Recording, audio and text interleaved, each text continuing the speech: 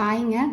எல்லாரும் ரசம் வேணும் அப்படின்னு மறுபடியும் கேட்குற மாதிரி ஒரு சூப்பரான டேஸ்டியான ரசம் தான் இன்றைக்கி பார்க்க போகிறோம்.